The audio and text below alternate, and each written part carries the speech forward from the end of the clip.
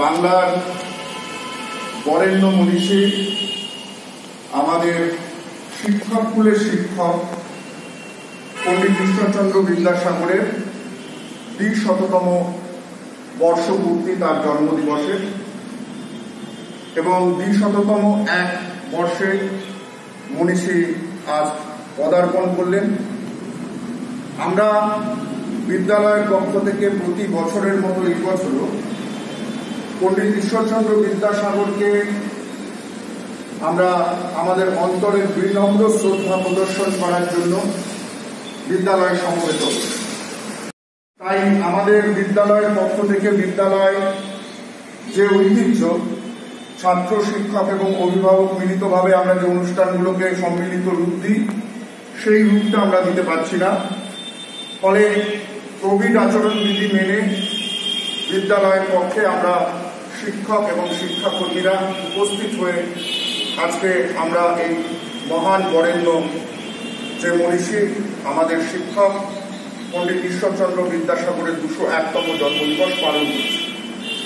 প্রথমে আমরা এই মনীষীর গলায় মাল্যদান করা এবং পুষ্পার্ঘ্য নিবেদন করে আমরা আমাদের অন্তরে শ্রদ্ধা নিবেদন করব। বিদ্যালয়ের পক্ষ থেকে প্রথমে মাল্যদান করবেন বিদ্যালয়ের ভারপ্রাপ্ত প্রধান শিক্ষক মাননীয় শ্রী নারায়ণ চন্দ্র বাংলা।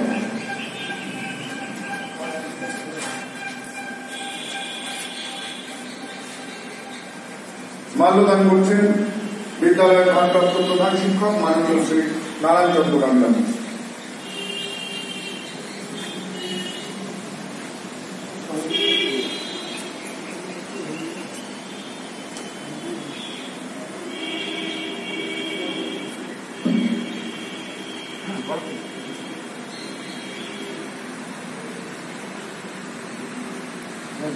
আমাদের বিদ্যালয়ের বাংলা বিভাগের পক্ষ থেকে মাল্যদান করবেন মাননীয় শিক্ষক শ্রী গণপতি বিশ্বাস মহাশয়।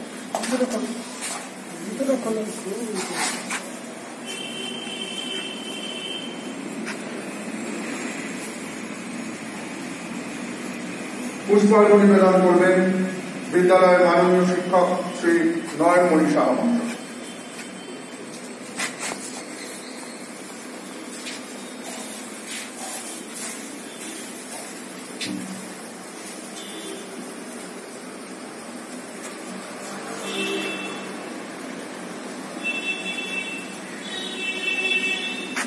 পুষ্পার্ঘ্য নিবেদন করবেন বিদ্যালয়ের মাননীয় শিক্ষিকা শ্রীমতী মৌমিতা সামন্ত।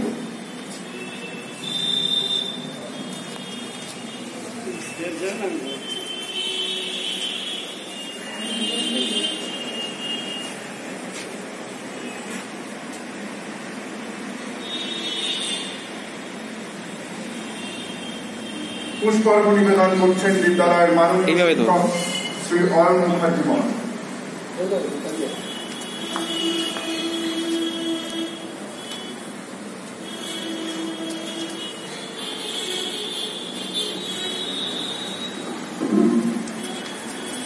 এখন পুষ্পার্ঘ্য নিবেদন করবেন বিদ্যাসাগরের প্রতিকৃতিতে আমাদের বিদ্যালয়ের বাংলা ভাষা এবং সাহিত্য বিভাগে মাননীয় শিক্ষক শ্রী অমিত দাস মহাশয়।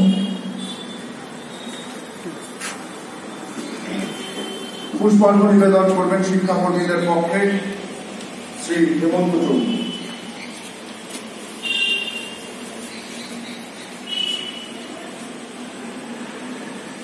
পুষ্পার্ঘ্য নিবেদন করবেন বিদ্যালয়ের শিক্ষাকর্মীদের পক্ষে শ্রী প্রদীপ দাস।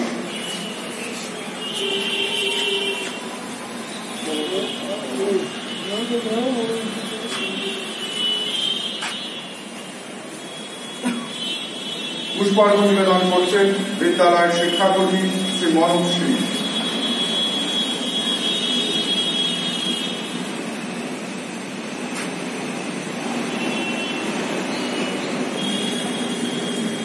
যেহেতু বিদ্যালয়ের ছাত্রদের কোভিড যে নিয়ম, সেই নিয়ম মেনে বিদ্যালয়ে আসা একেবারেই বারণ, তাই ছাত্ররা আমাদের উপস্থিত নেই। কিন্তু যেহেতু আমাদের এই বিদ্যালয়ের কেয়ারটেকার হিসেবে বা নাইট গার্ড হিসেবে আমাদের বিদ্যালয়ের ছাত্র এখানে উপস্থিত আছেন, আমরা ওকে দিয়েই আমরা বিদ্যাসাগরের প্রতিকৃতিতে পুষ্পার্ঘ নিবেদন করব।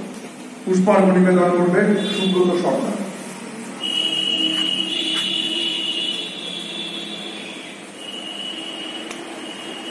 আমরা বিদ্যাসাগরকে অন্তরের যে শ্রদ্ধা তার মালা এবং পুষ্পার্ঘ নিবেদনের মধ্য দিয়ে এই অনুষ্ঠানটি, মাল্যদান অনুষ্ঠানটি শেষ করলাম। এরপর আজকের দিনের তাৎপর্য বিষয়ে সংক্ষেপে আলোচনা করবেন বিদ্যালয়ের ভারপ্রাপ্ত প্রধান শিক্ষক মাননীয় শ্রী নারায়ণ চন্দ্র নন্দন। বর্তমান কোভিড-19 পরিস্থিতিতে আমরা বাধ্য হয়ে আজকের শুভ দিনে বিশ্ববরেণ্য যিনি বিদ্যাসাগর, জ্ঞানের সাগর যাকে বলা হয়, তার জন্মদিন, দ্বিশততম জন্ম বর্ষপূর্তি অনুষ্ঠান, সঙ্গে সঙ্গে 201তম জন্মদিন পালন করতে আমরা বাধ্য হচ্ছি ছাত্রশূন্য অবস্থায়। আমাদেরও খারাপ লাগছে। সবাই জানেন যে এই যে ভাষায় আমরা কথা বলছি, সেই বাংলা ভাষা তাকে বিশেষ গর্বরূপ দান করার যিনি জনক, তিনি হলেন ঈশ্বরচন্দ্র বিদ্যাসাগর। আজ থেকে 200 বছর আগে তদানীন্তন হুগলি জেলার, পশ্চিমবঙ্গের হুগলি জেলার ঘাটাল মহকুমার বীরসিংহ গ্রামে তিনি জন্মগ্রহণ করেছিলেন। পরবর্তীকালে সেই ঘাটাল মহকুমার যে বীরসিংহ গ্রাম, সেটা মেদিনীপুর জেলার অন্তর্গত হয়। এখন সেটি পশ্চিম মেদিনীপুর জেলার অন্তর্গত। তিনি আমাদের এই বাংলা ভাষাকে একটা বিশেষ রূপদান করেছিলেন। যে ভাষায় আমরা লিখছি তার যে অক্ষর, যেগুলো টাইপ হচ্ছে, সেগুলোকে তিনি প্রথম এই রূপদান করেছিলেন। তার অবদান এই বাংলা ভাষায় সর্বজন স্বীকৃত। তাকে আমরা বিনম্র চিত্তে আর শ্রদ্ধার সঙ্গে শ্রদ্ধা জ্ঞাপন করছি। তিনি শুধু যে বাংলা ভাষার উপরে চর্চা করেছিলেন বা গদ্যরূপ দান করেছিলেন তা নয়, তিনি একজন বিরাট সমাজ সংস্কারক ছিলেন। সেই সময় ইংরেজ আমলে তিনি নারী শিক্ষার জন্য যথেষ্ট আন্দোলন করেছিলেন। পরবর্তীকালে বিধবা বিবাহ আইন চালু করার জন্য লর্ড ডালহৌসিকে দিয়ে তিনি এই আইন প্রবর্তনের জন্য যথেষ্ট সচেষ্ট হয়েছিলেন। তার অবদান আজও আমরা সবাই মনে রাখি। তাকে আমরা বিনম্র চিত্তে আজকে শ্রদ্ধা জানাই। আমরা বেশিক্ষণ এটা দীর্ঘায়িত করবো না, অনুষ্ঠান আমরা ছোট আকারে করব। এই বলে আমি আমার বক্তব্য শেষ করছি।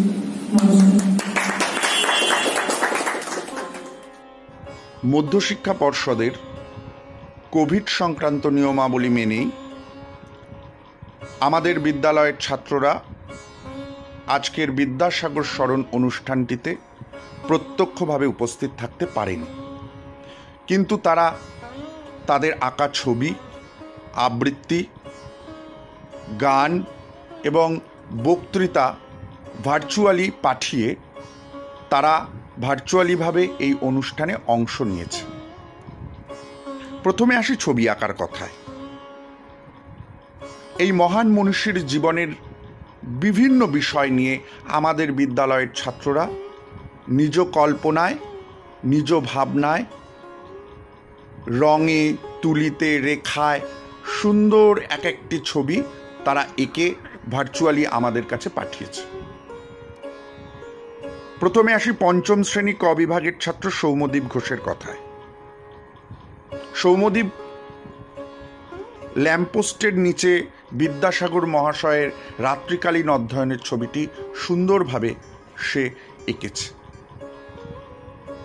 বিদ্যালয়ের ষষ্ঠ শ্রেণী ক বিভাগের ছাত্র শ্রীমান অরণ্য ঘোষ এবং গোপাল রায় পিতার সঙ্গে কলকাতায় আসার পথে 8 বছর বয়সী বিদ্যাসাগর রাস্তার ধারে যে মাইল ফলক, সেই মাইল ফলকের ইংরেজি সংখ্যা দেখে সে কিভাবে ইংরেজি সংখ্যা শিখেছিল সেই বিষয় নিয়ে সুন্দরভাবে তাদের ছবিতে তুলে ধরেছে। ষষ্ঠ শ্রেণী ক বিভাগের ছাত্র শ্রীমান অর্ঘ্যদীপ মল্লিক বিদ্যাসাগর মহাশয়ের একমাত্র পুত্র নারায়ণচন্দ্রের সঙ্গে কৃষ্ণনগর নিবাসী বিধবা ভবসুন্দরীর বিবাহের ছবিটি নিজ কল্পনার রঙে জারিত করে সুন্দরভাবে উপস্থাপন করেছে তার চিত্রে। সপ্তম শ্রেণী ক বিভাগের ছাত্র শ্রীমান অনিক রায় বিভিন্ন প্রতিকূলতার মধ্য থেকে যে বিদ্যাসাগর পড়াশুনো করেছেন তারই একটি ছবি এঁকেছে সুন্দরভাবে। পড়াশুনো করছেন বিদ্যাসাগর রান্না করতে করতে, দুর্লভ ছবি সে যে এঁকেছে তার সাধুবাদ আমরা জানাচ্ছি।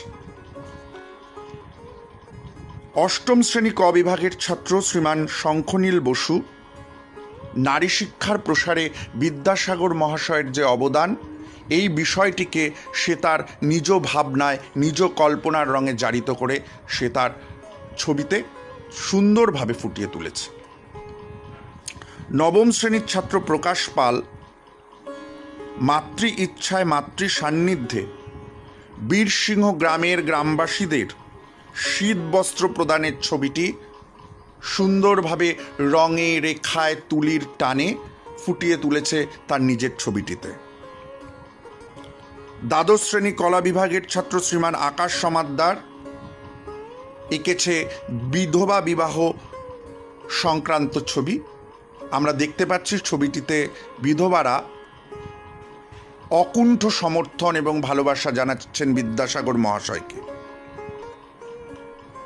একাদশ শ্রেণীর বাণিজ্য বিভাগের ছাত্র বিপ্রজিৎ মজুমদার বিদ্যাসাগর মহাশয়ের প্রতিকৃতি অঙ্কন করেছে।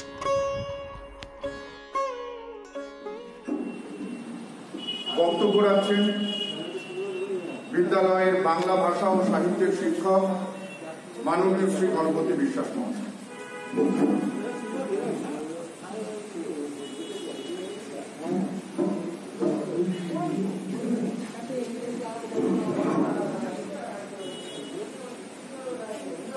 আমরা 26শে সেপ্টেম্বর বিদ্যালয়ের সম্মুখে উপস্থিত হয়েছি। তার কারণ হলো যে বিগত 200 বছর আগে আমাদের বাংলা সাহিত্যে একজন মহান মনীষী জন্মগ্রহণ করেছিলেন এই দিনে। এটা ছিল 1820 খ্রিস্টাব্দে। যাই হোক, সেই মনীষীর সম্পর্কে আমাদের বলার মতো পরিস্থিতি বর্তমানে নেই। কেননা কোভিডে আক্রান্ত মানুষ এখন বিপদগ্রস্ত এবং মানসিক বিদ্যা ভারাক্রান্ত, যার ফলে বিদ্যালয়ে ছাত্র শিক্ষক সবাই মিলে আনন্দ উদযাপিত হয় এবং তাকে মনোযোগ সহকারে ভক্তি সহকারে শ্রদ্ধা নিবেদন করা হয়। এবছর কিন্তু সেটা অন্তর্হিত প্রতিটি মানুষের এবং ছাত্র শিক্ষকের অন্তর থেকে। তবু আজ বাংলা সাহিত্যের শিক্ষক হিসাবে আমাকে উপস্থিত হতে হয়েছে এবং আরও বাংলা শিক্ষক হিসাবে উপস্থিত হয়েছে।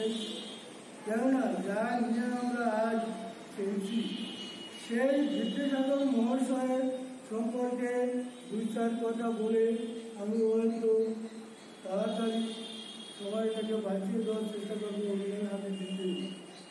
কারণ হলো বিদ্যাসাগর মহাশয় প্রথম বলতে গেলে তিনি ছিলেন একজন এবং জন্মগ্রহণ করেছিলেন এই ব্রাহ্মণ পরিবারের। জীবনে অনেক কষ্ট করেছেন ছোটবেলায়, তার মধ্যে দিয়ে নিজেকে উত্থাপন করেছেন। শুধু তাই নয়, তিনি সংস্কৃত সাহিত্যেই শুধু পণ্ডিত ছিলেন না, তিনি বাংলার সাহিত্য এবং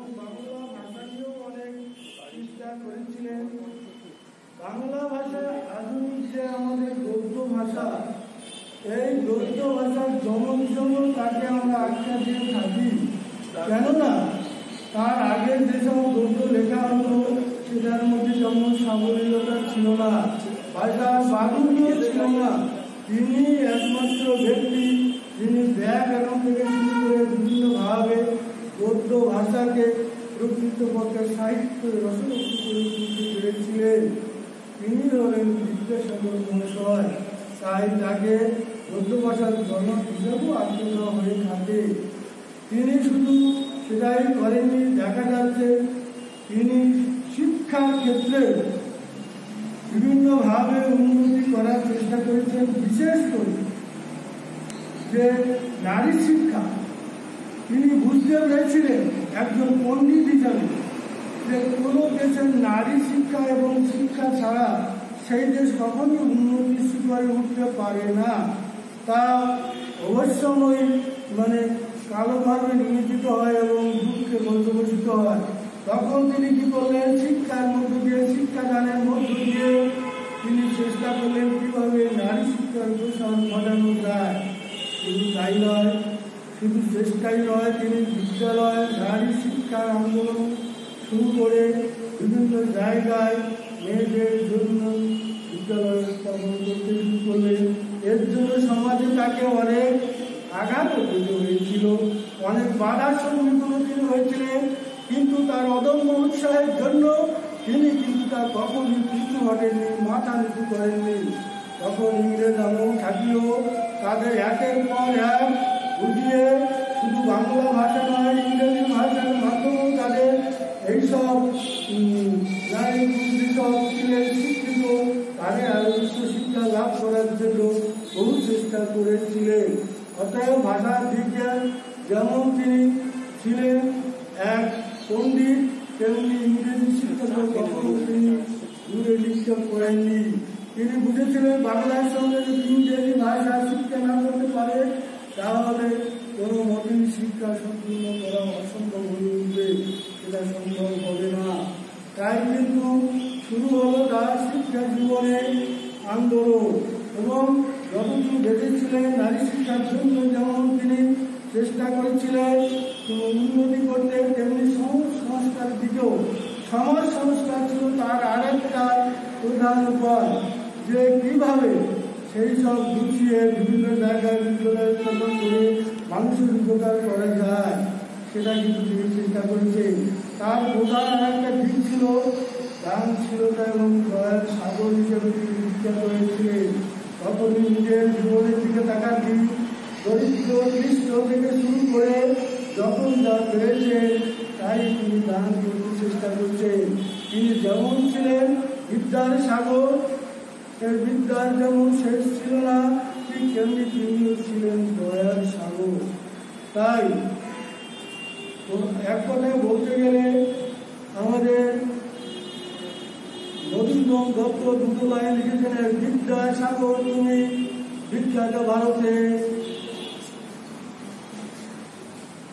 দয়ার সাগর তুমি এই বলে জানে। তাহলে দেখা যাচ্ছে যে তিনি যেমন দয়া করে গেছেন তেমনি বিদ্যা বিতরণ করে গেছে, কখনই কার্পণ্য করেনি। অথচ এইসব আন্দোলনের মধ্য দিয়ে তিনি কখনই কিন্তু মাথা নিচু করেননি। যে সতীদাহ প্রথা এক সময়ে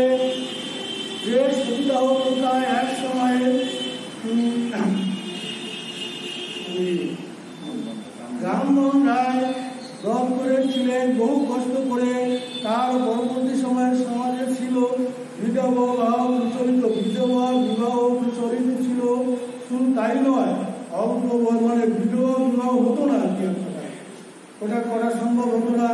আর ছিল কি, ছোট বয়সে অত অল্প বয়সে মেয়েদের বিয়ে করার একটা প্রথা, সেইগুলো নিয়ে যাকে আমরা ভালোবাসা বলি বাল্য বিবাহ প্রথা, সেটা কিন্তু রদ করবার জন্য উনি চেষ্টা করেছিলেন এবং শেষ পর্যন্ত তিনি দুটোই কার্যকর করতে পেরেছিলেন। তার ফলে নারী সমাজে আবার উন্নতি ঘটতে শুরু করল এবং বিধবা হল। যে সমস্ত দুঃখ বয়সের মধ্যে বিবাহ অতিবাহিত করতে হতো তৎকালীন সমাজের কাজে তার থেকে মুক্তি লাভ করলেন। এই মহাপুরুষ শুরু তাই তাইও অনেক গ্রন্থ রচনা করে গেছেন।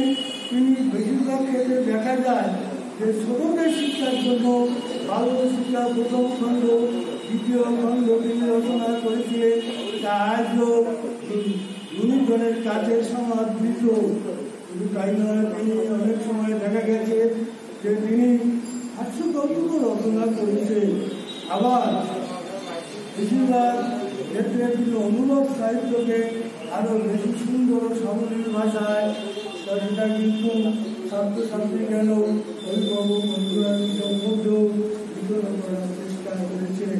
এইভাবে সারা জীবন চেষ্টা করে গেছেন সমাজের উন্নতির জন্য, শিক্ষার উন্নতির জন্য। কিন্তু শেষ জীবনে তিনি কিছুটা কয়েকটা বছর দুঃখ কষ্টে কাটিয়েছিলেন। সংসারের সঙ্গে তার তেমন কোনো মোটামুটি অনিমরা ছিল না। দুরারোগ্য ক্যান্সার রোগে আক্রান্ত হওয়ার পরে কয়েক বছর কষ্ট করে শেষ পর্যন্ত তিনি 1899 সালের 29 তারিখে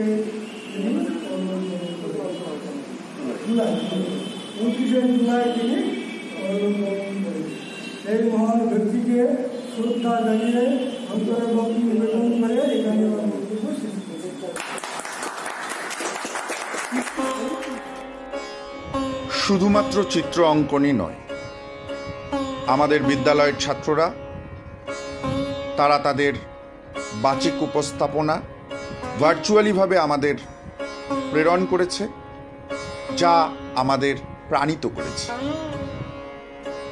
আমাদের বিদ্যালয়ের ঐতিহ্য যে কোনো অনুষ্ঠান আমরা ছাত্র, শিক্ষক, অভিভাবক সম্মিলিতভাবে করি, কিন্তু এই অভূতপূর্ব পরিস্থিতিতে হওয়ায় আমাদের বিদ্যালয়ের ছাত্ররা তারা প্রত্যক্ষ উপস্থিত থাকতে না পারলেও পরোক্ষভাবে অংশ নিয়েছে।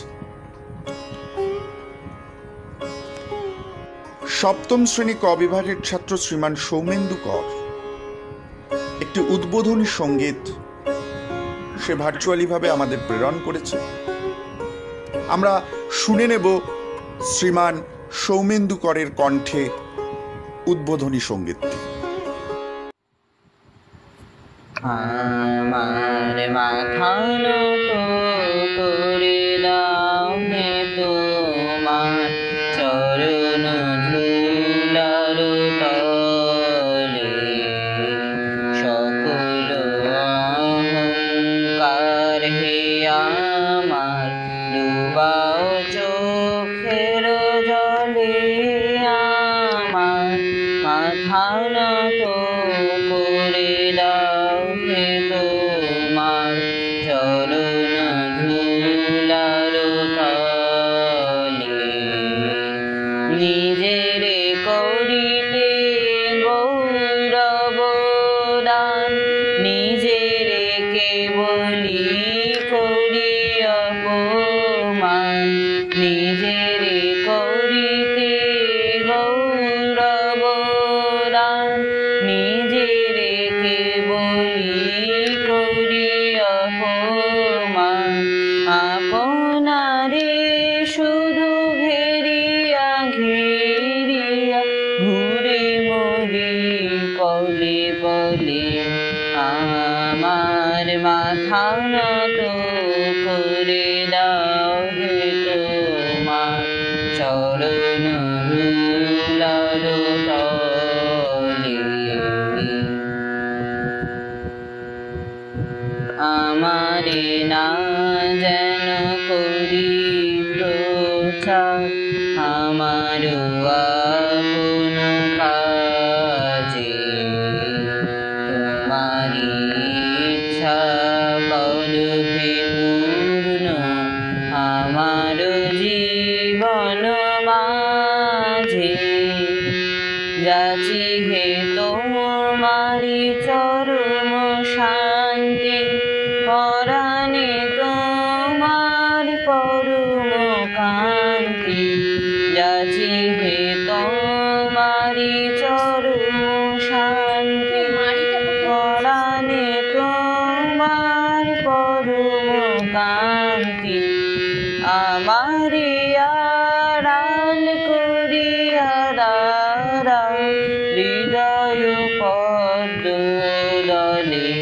আমার মাথা নত করে দাও হে তোমার চরণ ধুলার তলে।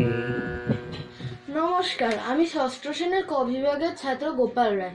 আজকে বিদ্যাসাগর মহাশয়ের 201তম জন্মবার্ষিকী উপলক্ষে আমি আপনাদের সবাইকে একটি গল্প বলব।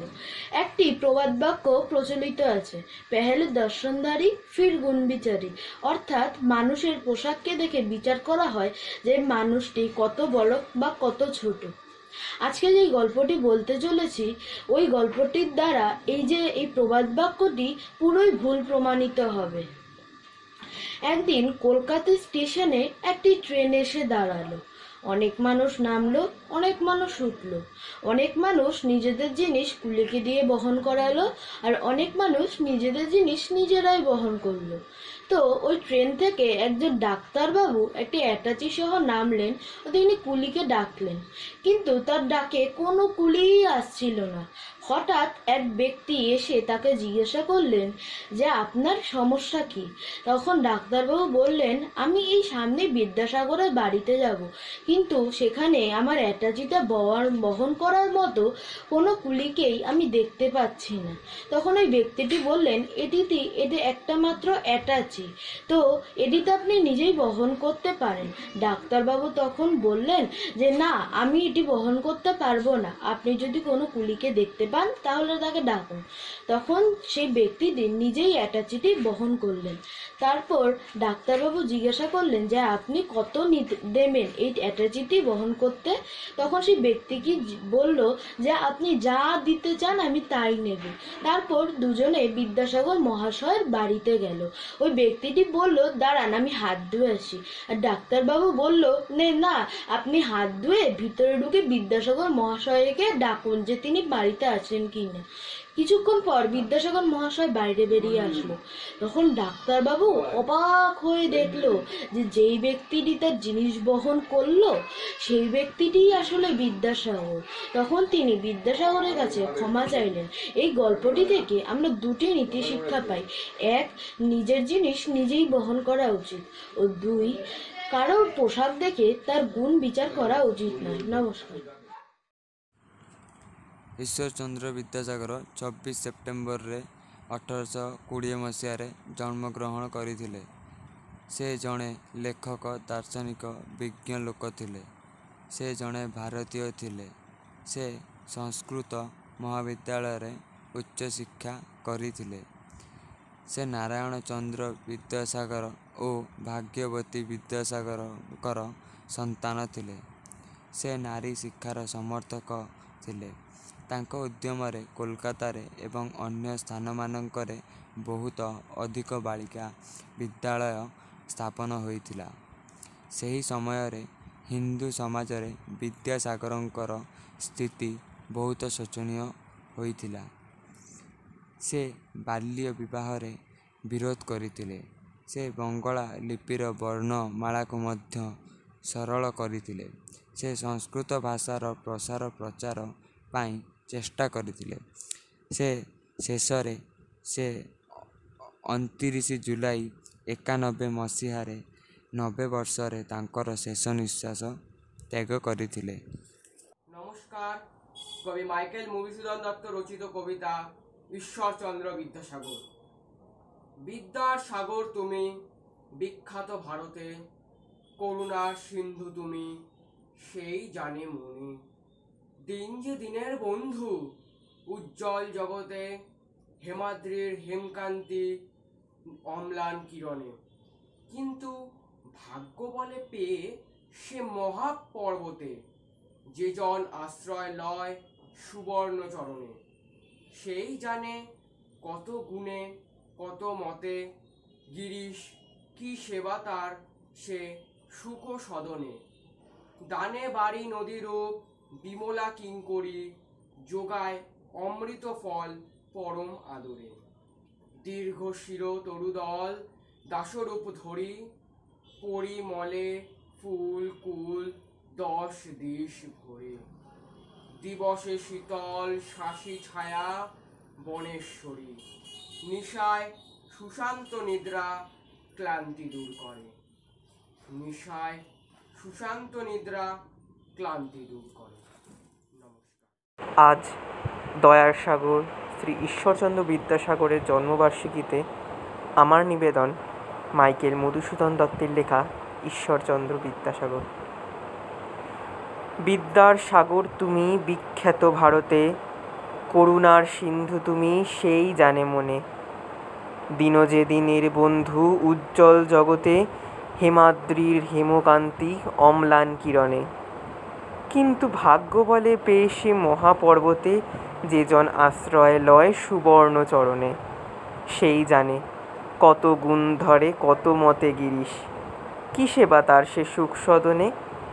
দানে বাড়ি নদীরূপ বিমলা কিঙ্করী, যোগায় অমৃত ফল পরম আদরে। দীর্ঘ শির তরুদল দাসরূপ ধরি, পরিমলে ফুলকুল দশ দিশ ভরে। দিবসে শীতল শাসী ছায়া বনেশ্বরী, নিশায় সুশান্ত নিদ্রা ক্লান্তি দূর করে। নমস্কার। Once the great poet and dramatist Michael Madhusudan Datta said about him, he is as wise as the ancient Greek philosopher, whose willpower is like the British and whose heart is as tender as Bengali mother. His death news was on the front page of the Statesman with the heading, "The sea is dry." Yes, I am talking about none but Pandit Ishwar Chandra Bandyopadhyay, commonly or eminently known as Vidyasagar. He is one of those rare persons whom we can visualize as we want. He was a great social reformer, a frontline director of Bengal Renaissance, a Nobel teacher, as well as the reformer of Bengali alphabets. Or we can consider him as the father of modern Bengali prose. As a social reformer and a frontline director of Bengal Renaissance, he has fought for the rights of Bengali women, especially Bengali Hindu widows, at his own accord, and persuade the British government to pass the Widow Remarriage Act. He had gotten very ill and sometimes even mortal treatment from a particular part of a society when he had started the widow remarriage movement. But all these incidents could not stop him. To add a more bright feather in his crown, the kindness of his soul is beyond legendary. As an example, we may consider his telegraphically money sending to Michael Madhusudan Datta in England when he is almost drowned in a sea of debt. It is also unknown to many of us that at his old age, he had retired himself in the southern regions of Bengal and started practicing homeopathy and devoted himself on their welfare. Nowadays, researchers reckon that Vidyasagar was the first person after Charles Wilkins and Panchanan Karmakar who had made the successful attempt to reform and restrain the Bengali alphabets. So, on the right occasion, as the great person has completed his 200 years, I feel really blessed, privileged and honored to say a few words about him, and I would like to end my speech by giving him my wholehearted respect and praying for his blessings. Thank you to all. নমস্কার, আমি অরণ্য ঘোষ, নিমতা স্কুলের ষষ্ঠ শ্রেণীর ক বিভাগের ছাত্র। আজ আমার কবিতাটি আমি ঈশ্বরচন্দ্র বিদ্যাসাগর মহাশয়কে উৎসর্গ করছি। তিনি ছিলেন ঊনবিংশ শতাব্দীর একজন মহান ব্যক্তি। বাংলা ভাষা শিক্ষা, বাঙালির সমাজ সংস্কৃতিতে যার অবদান অনস্বীকার্য। আজ তার ২০শততম জন্মবার্ষিকীতে আমি কবি মাইকেল মধুসূদন দত্তের লেখা কবিতা ঈশ্বরচন্দ্র বিদ্যাসাগর আবৃত্তি করছি। বিদ্যাসাগর তুমি বিখ্যাত ভারতে, করুণার সিন্ধু তুমি সেই জানে মনে। দিন যে দিনের বন্ধু উজ্জ্বল জগতে, হেমাদ্রির হেমকান্তি অম্লান কিরণে। কিন্তু ভাগ্য বলে পেয়ে সে মহাপর্বতে, যে জন আশ্রয় লয় সুবর্ণ চরণে। সেই জানে কত গুণ ধরে, কত মতে গিরিশ, কি সেবা তার সে সুখ সদনে। দানে বাড়ির নদীরূপ বিমলা কিঙ্করী, যোগায় অমৃত ফল পরম আদরে। দীর্ঘ শির তরুদল দাসরূপ ধরি, পরিমলে ফুলকুল 10 দিশ ভরে। দিবসে শীতল শাসী ছায়া বনেশ্বরী, নিশায় সুশান্ত নিদ্রা ক্লান্তি দূর করে। ধন্যবাদ। নমস্কার, আমি নিমতা হাই স্কুলের 7ম শ্রেণীর ছাত্র সৌমেন্দু কর। আজ বিদ্যাসাগরের জন্মদিন উপলক্ষে তার প্রতি আমার শ্রদ্ধার্ঘ্য নিবেদন। হিমাদ্রি মুখোপাধ্যায়ের স্নান। সাঁওতাল পরগনা গিয়েছেন কোনোদিন? গেছিলাম তো, গত শীতেই এক সন্ধেবেলায়। ফিরে এসেছি পরের দিন সকালেই। সে কি, একটা সকালেই দেখা হয়ে গেল সব? হ্যাঁ, হয়ে গেল, আর কিচ্ছু দেখার ছিল না। ব্যাপারটা কি বলুন তো? কিছু কি হয়েছিল আপনার? হয়েছিল। স্টেশনে পৌঁছেই উঠেছিলাম কাছাকাছি একটা গেস্ট হাউসে। থাকার ইচ্ছেও ছিল হপ্তাখানেক। জানোই তো বড্ড চায়ের নেশা আমার, তাই রাত শেষ হতেই মাফলার সোয়েটার জড়িয়ে গেলুম মোড়ের মাথার চায়ের দোকানে। ভিড় নেই, খুবই শীত তখন। এক বৃদ্ধ ভদ্রলোক এক গ্লাস চা নিয়ে বসেছিলেন। গায়ে বেশ ভারী আর দামি কাশ্মীরি শাল। দোকানের ঠিক বাইরেই এক বয়স্কা মহিলা বসে আছেন ভিক্ষের প্রত্যাশায়। একটা ছেঁড়া শাড়ি, গায়ে চাদর টাদর কিচ্ছু নেই। শীতে ঠকঠক করে কাঁপছেন। অভ্যেসবশতই হাত চলে গিয়েছিল পকেটে। একটা কয়েন ছুঁড়ে দিল মহিলাটির বাটিতে। বৃদ্ধ হেসে উঠলেন, অকারণ অট্ট হাসি। একটু বিরক্ত হয়েই চা টোস্টের অর্ডার দিয়েই বৃদ্ধের সঙ্গে বেশ দূরত্ব রেখে বেঞ্চিতে বসলাম। একটু পরেই বেশ গম্ভীর গলাতে প্রশ্ন করলেন তিনি, মশাই কি বাঙালি? বেড়াতে এসেছেন? কি নাম আপনার? উত্তর দিলুম। বৃদ্ধ হাসলেন। সৌজন্যবশতই প্রশ্ন করলাম, আপনিও কি বেড়াতে এসেছেন? নাম কি? উত্তর দিলেন না, উল্টে রীতিমতো বিদ্রুপের হাসি নিয়ে জিজ্ঞেস করলেন আমাকে, তা মশাইয়ের লেখাপড়া কদ্দূর? স্নাতক। বেশ ক্ষিপ্ত হয়ে জবাব দিয়েছিলাম, আমি কলেজে পড়াই। ও, তাহলে তো স্নাতকোত্তর। বিদ্যের জাহাজ বললেই চলে। প্রতিটি শব্দ কাটা হয়ে ফুটছে আমার বুকে। চায়ের গ্লাস রেখে এবার তিনি উঠে দাঁড়ালেন।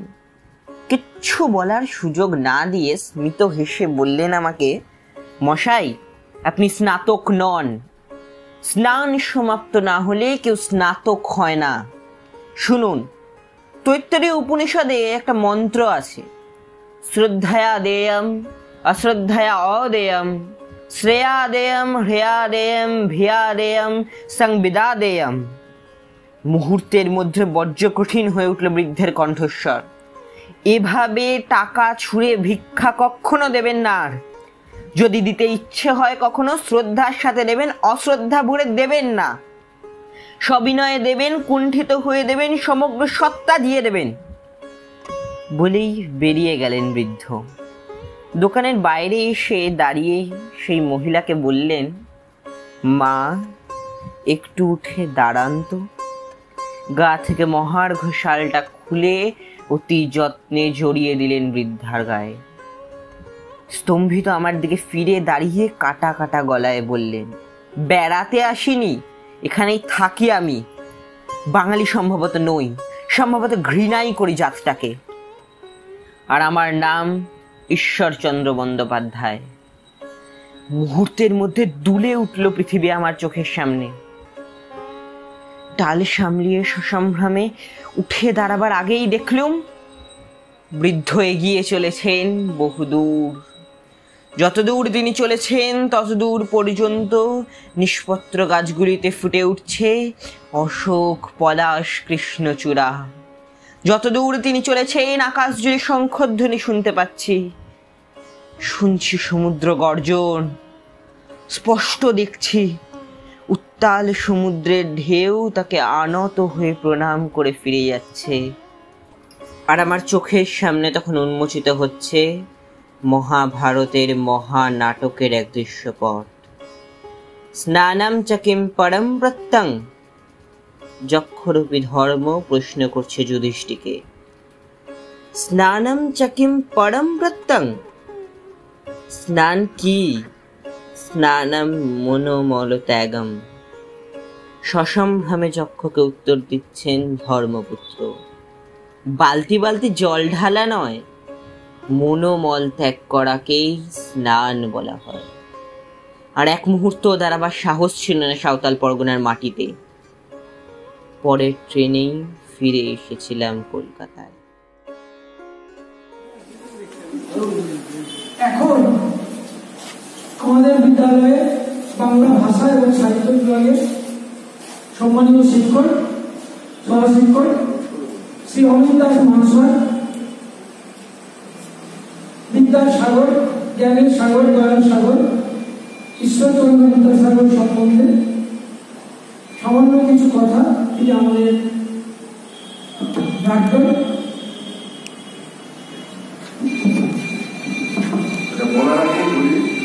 বিদ্যাসাগর মহাশয় প্রথম শ্রেণীতে পুষ্পার্ঘ্য নিবেদন করছেন বিদ্যালয়ের শিক্ষক শ্রী মোহাম্মদ মাধব।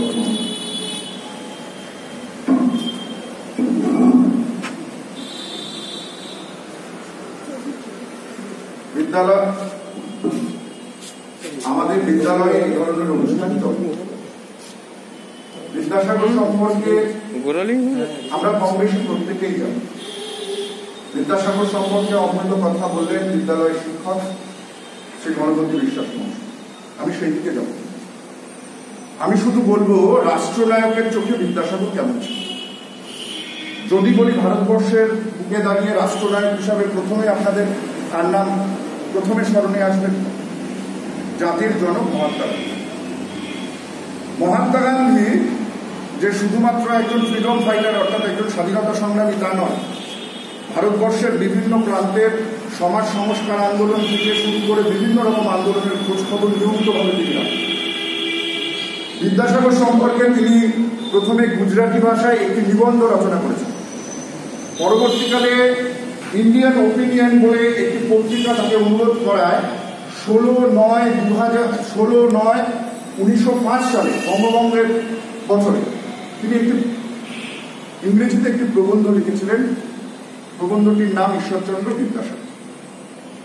সেখানে তিনি বিদ্যাসাগর সম্পর্কে বলছেন যে সারা ভারতবর্ষের মধ্যে বাংলাদেশে যে কোনো আন্দোলন অত্যন্ত দ্রুত গতিতে এগোয় তার কারণ বাংলার শিক্ষা।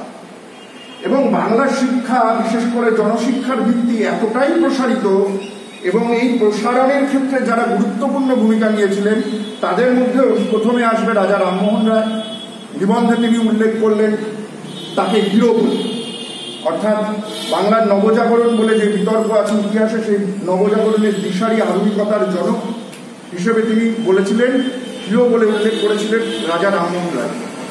কিন্তু বাঙালিদের মধ্যে যে সমস্ত মনীষী জন্মগ্রহণ করেছেন তাদের মধ্যে বেস্ট বলেছেন হচ্ছে বিদ্যাসাগরকে। প্রবন্ধে একদম সরাসরি তিনি উল্লেখ করলেন বেস্ট হচ্ছে বিদ্যাসাগর। কারণ বিদ্যাসাগর যে শুধুমাত্র বাংলা সাহিত্যের প্রসার করেছেন তা নয়, মানব ইতিহাসের একটা উল্লেখযোগ্য আবিষ্কার হচ্ছে ভাষার আবিষ্কার। আর বাংলা ভাষাকে বিশেষ করে সাধারণ মানুষের বোধগম্য করে উপস্থাপন করার ক্ষেত্রে বিদ্যাসাগরের দুর্মেলা ভাই। সেই বিষয়ে মহাত্মা গান্ধী যেমন লিখেছেন, পাশাপাশি মহাত্মা গান্ধী বলছেন যে বিদ্যাসাগর ছিল বলেই বাংলাদেশের শিক্ষার ভিত্তিটা এতটাই প্রসারিত হয়েছে। বিদ্যাসাগর সম্পর্কে তিনি বলছেন, মাত্র 8 বছর বয়সে একটি খর্বাকৃতি একটি ছেলে তার বাবার হাত ধরে 60 মাইল পথ হেঁটে শুধুমাত্র কলকাতায় এসেছিলেন বিদ্যা চর্চা করার জন্য। এবং এখানে তিনি এমনভাবে বিদ্যা শিখেছিলেন যে পরবর্তীকালে ইংরেজরাও তাকে দ্য ওশান অফ লার্নিং বলে উল্লেখ করেছেন। অর্থাৎ তিনি যে শুধুমাত্র পড়াশোনার ক্ষেত্রে, শিক্ষার ক্ষেত্রে বিদ্যাসাগর সাগর ছিলেন তা নয়। তিনি বলছেন এই যে মানুষটা একজন ব্রাহ্মণ, তার কাছে ব্রাহ্মণ শূদ্রের কোনো প্রভেদ ছিল না, তার কাছে মুসলিম হিন্দুর কোনো প্রভেদ ছিল না। বলছেন এই মানুষটি যিনি কি করতেন না, লুচি কিনে, দিনের বেলা লুচি কিনে তিনি মুসলিম লোকদের খাওয়াতেন, লুচি নিজের পয়সায় কিনে গরিব মুসলমানদের খাওয়াতেন। ভাবা যায় না, এই সময় দাঁড়িয়ে আমরা এইসব ভাবতে পারি। মহাত্মা গান্ধী তার প্রবন্ধে এটা স্পষ্টভাবে উল্লেখ করলেন। তার প্রফেসর যখন কলেরা রোগে মৃত্যুর সঙ্গে লড়াই করছে, কারণ এই সময় দাঁড়িয়ে কলেরা হয়তো চিকিৎসাযোগ্য, কিন্তু ওই সময় কলেরা একটা সাংঘাতিক রোগ ছিল, কেউ এগিয়ে আসেননি, একমাত্র তার ছাত্র বিদ্যাসাগর সে এগিয়ে এসেছিল। শুধুমাত্র ডাক্তার নিজের পয়সা দিয়ে ডাক্তার ডেকে এনে প্রফেসরকে চিকিৎসা করাননি, সঙ্গে সঙ্গে প্রফেসরের সেবা শুশ্রূষা করে তাকে সুস্থ করে তুলেছে। এটা হচ্ছে বিদ্যাসাগরের চরিত্র। অর্থাৎ দমে যাওয়ার লোক কিন্তু তিনি নন। আরো তো তার চরিত্র সম্পর্কে, অজেয় পৌরুষ সম্পর্কে অনেক গল্প আছে, সেই মধ্যে যাচ্ছে না। শুধু মহাত্মা গান্ধী কি বলছেন, মহাত্মা গান্ধী বলছেন বাংলাদেশের বুকে যখন ম্যালেরিয়ার ভয়ানক প্রকোপ দেখা গেল, কোথায় না, বর্ধমানে ম্যালেরিয়ার প্রকোপে মানুষ মরছে। এই সময় ইংরেজ সরকার উদাসীন, সেই সময় বিদ্যাসাগর বর্ধমানে পৌঁছে গেলেন এবং সেখানে গিয়ে তিনি কি করলেন, গরিব মানুষদের ঘরে ঘরে পৌঁছে গেলেন এবং ঘরে ঘরে পৌঁছে গিয়ে তাদের চিকিৎসার ব্যবস্থা করলেন নিজের পয়সা দিয়ে। এবং শুধু তাই নয়, পরবর্তীকালে তিনি যে হোমিওপ্যাথি শিখেছিলেন, এই হোমিওপ্যাথি শিক্ষার অন্যতম কারণ হচ্ছে সাধারণ মানুষের চিকিৎসার ব্যবস্থা করা। এবং শেষ জীবনে তিনি যখন কর্মাটারে ছিলেন, তখন আমরা জানি যে সাঁওতালদের তিনি কিন্তু চিকিৎসা করতেন ওই হোমিওপ্যাথি পদ্ধতিতে, যাতে প্রপার ট্রিটমেন্টটা তিনি করতে পারেন, সঠিক চিকিৎসাটা করতে পারেন। এর জন্য হোমিওপ্যাথি শাস্ত্র তিনি অধ্যয়ন করেছিলেন এবং সেই উল্লেখ মহাত্মা গান্ধী বলছেন। মহাত্মা গান্ধী বলছেন এমন একটা মানুষ যাকে তৎকালীন বাংলাদেশের লেফটেন্যান্ট গভর্নর বললেন, লেফটেন্যান্ট গভর্নর, যে আপনি যে এই যে বিদ্যালয়গুলো প্রতিষ্ঠা করছেন, সেই বিদ্যালয়গুলো প্রতিষ্ঠা করার দিকে যোগ দিন। বিদ্যাসাগর বলেছিলেন যে শুধুমাত্র কলেজ করলে হবে না, এলিমেন্টারি এডুকেশন আমাদের দেশে উপেক্ষিত, প্রাথমিক শিক্ষালয় স্থাপন করতে হবে। তখন লেফটেন্যান্ট গভর্নর বলেছিলেন আপনি এগিয়ে যান, সরকার আপনাকে সাহায্য করবে। দুর্ভাগ্য, বিদ্যাসাগর যে প্রস্তাব দিলেন, লেফটেন্যান্ট গভর্নর বাংলা তখন কি করলেন না, সেটাকে সমর্থন করলেও লর্ড এলেনবোরা, যিনি আমাদের ভারতের তৎকালীন বড়লাট ছিলেন, তিনি এই বিলটা পাশ করতে অসম্মতি প্রদান করলেন। ফলে সাধারণের শিক্ষা ব্যবস্থা উপেক্ষিত হল। যখন লেফটেন্যান্ট গভর্নর বললেন যে আপনি আমাদের এগেইনস্টে কোর্টে যান, বিদ্যাসাগর দারুণ রসিক মানুষ, তিনি উত্তর দিলেন যে আমি তো কোর্টে যেতে পারবো না, আমি তো আমার জন্য যদি বিচার চাইতাম তাহলে আমি কোর্টে যেতাম, কিন্তু কি করে বলছেন আপনাদের সিস্টেমের বিরুদ্ধে আমি কোর্টে যাবো, আমি কি জিততে পারবো কোর্টে? অর্থাৎ এত ধরনের এইরকম মানুষ, জমে যাওয়ার মানুষ নয়। তারপরে তিনি কি করলেন, নিজের পয়সায় বাংলাদেশের বিভিন্ন প্রান্তে ছোট ছোট বিদ্যালয় স্থাপন করেন, অনেক বিদ্যালয় তিনি স্থাপন করেছেন। তাহলে আমরা যদি বিদ্যাসাগর চরিত্রটাকে ব্যাখ্যা করি মহাত্মা গান্ধীর দৃষ্টিতে, তাহলে দেখব ভারতবর্ষের চির উপেক্ষিত দুটি জায়গা, একটা হচ্ছে শিক্ষা, একটা হচ্ছে স্বাস্থ্য। এই শিক্ষা এবং স্বাস্থ্যের ক্ষেত্রে কিন্তু বিদ্যাসাগরের দৃষ্টিভঙ্গি প্রথম থেকেই ছিল। আর যে জনশিক্ষার ভিত্তিটা তিনি প্রতিষ্ঠা করলেন, সেই জনশিক্ষার ভিত্তির ওপর বাংলা সামনের দিকে এগিয়ে গেল। সেই কারণেই মহাত্মা গান্ধী বলছেন লাস্টে, প্রবন্ধের শেষে আরো অনেক কথা বলেছেন, সংক্ষেপিত করার জন্য বলছি, লাস্টে তিনি এসে যে কথাটা বললেন, যে বাক্যটা বললেন স্মরণীয়, বলে তাহলে বুঝতে পারছি যে সারা ভারতবর্ষের নিরিখে দাঁড়িয়ে কেন বাংলা এগিয়ে গেল, কেন ব্রিটিশ আধিকারিকরা বলে যে একমাত্র বাঙালি এমন জাতি যে কলকাতা থেকে পেশোয়ার পর্যন্ত সর্বত্র লিডিং পজিশনে থাকতে পারে, নেতৃত্ব দেওয়ার পজিশনে থাকতে পারে। তার কারণ যে মানুষটি তিনি হচ্ছেন বিদ্যাসাগর। মহাত্মা গান্ধী এইভাবে প্রবন্ধের শেষ বাক্যে তিনি কিন্তু বিদ্যাসাগর চরিত্রটিকে, বিদ্যাসাগরকে ব্যাখ্যা করলেন। তারপরে আমরা জানি ইতিহাস। তারপরে একটি কথা আমরা এখনো প্রায়শই বলি, what Bengal things today India things tomorrow.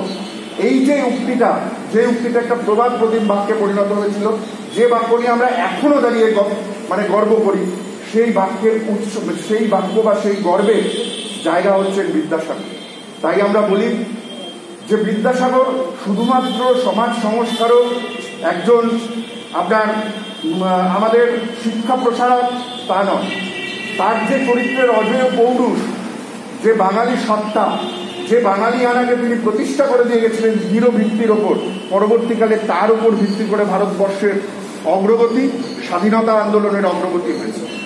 তাই আমি বলার প্রথমেই বলেছি তিনি শিক্ষক, কুলের শিক্ষক। আমরা জাতীয় শিক্ষক দিবস 5ই সেপ্টেম্বর পালন করি, কিন্তু আমার ব্যক্তিগত মত, বাঙালির যদি শিক্ষক দিবস হয় 26শে সেপ্টেম্বর, বিদ্যাসাগরের জন্মদিন। তিনি যা শিখিয়ে গেছেন, পরতে পরতে আমরা যদি বিদ্যাসাগর চরিত্র নিয়ে গবেষণা করি, নতুন নতুন গবেষণা হচ্ছে, আমরা অনেক বিষয় জানতে পারছি। তাই এই মহামনীষীকে স্মরণ করে তার প্রতি বিনম্র শ্রদ্ধা প্রদর্শন করে আমি আমার বলা শেষ করছি।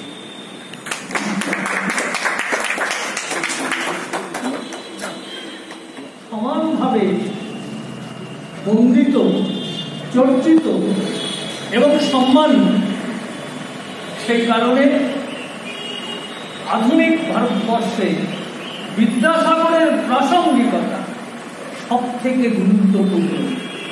তাই সবাইকে বলব, অন্তত তার জীবনীটা আপনারা পড়ুন, জানুন এবং তার আদর্শ আমাদের বহন করে নিয়ে যেতে হবে। আগামী প্রজন্মকেও সেই শিক্ষায় শিক্ষিত করতে হবে। তাই ভারতবর্ষে বিশেষ করে বাংলা ভাষায় বিদ্যাসাগরের অবদান এবং বাংলা ভাষায় চর্চা, তার যে সম্মান আন্তর্জাতিকতায়, সেটা বিদ্যাসাগর ছাড়া সম্ভব হতো না। তাই তাকে আমার সশ্রদ্ধ প্রণাম জানিয়ে আমার বক্তব্য শেষ করলাম।